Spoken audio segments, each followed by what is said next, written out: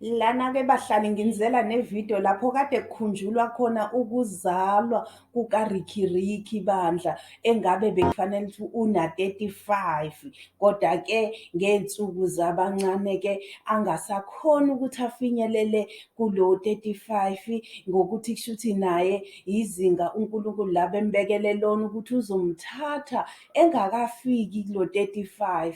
Kodwa-ke ngiphinde futhi ngathola nokuthi khona lade kukhulunywa ngabo laba abathe basishiya abekade besi-entertain-a, ade bephostwe uSizwe Dlomo, abanjengoKhilakawu, oMpura, naye-ke uRicky. Wabona nje ukuthi ku-Instagram kwabuhlungu, kwavuka lobo buhlungu ngoba phela labantu besibathanda, kodwa-ke bashiya isikhathi singakaneli ngendlela ade besinandisa ngayo. Kodwa-ke kulungile-ke, ngeke simphikise uNkulunkulu, ngeke simjaje, ngeke simbuze ukuthi kungani kwenzekile. Awumeke-ke ngize nendaba-ke ekaRicky ukuthi ubekade enzelwe i-birthday ye-35 years.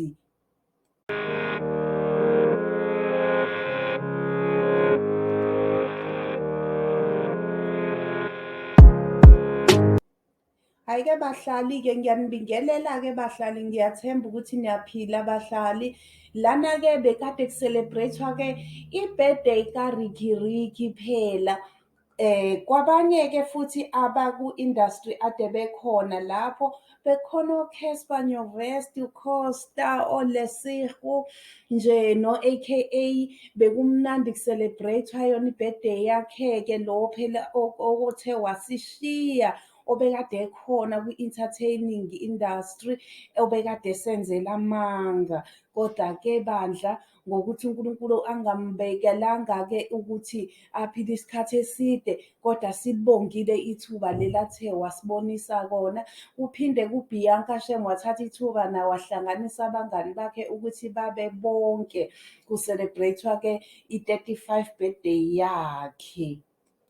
Ngokabalandeli bakhe-ke bahlali bayasho nje ukuthi akakholakali ukuthi ngampela uhambile, and abantu abaningi ba-react-ile-ke kuyona i-post yakhona ukuthi awu, wavele wasishiya nje kanjalo. Kodwa-ke asina-choice, kwenzekile, kumele he must rest in peace.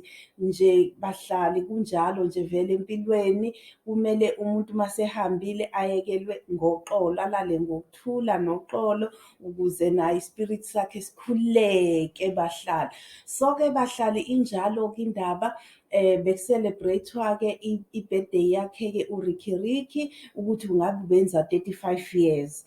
So-ke nina bahlali, kukhona-ke laba bathe bathathwa amanye ama-comments basho ukuthi uCasper wayena sekuyena osegqanyiswayo, ngabe sekuyena nosethatha indawo kaRicky kuBianca.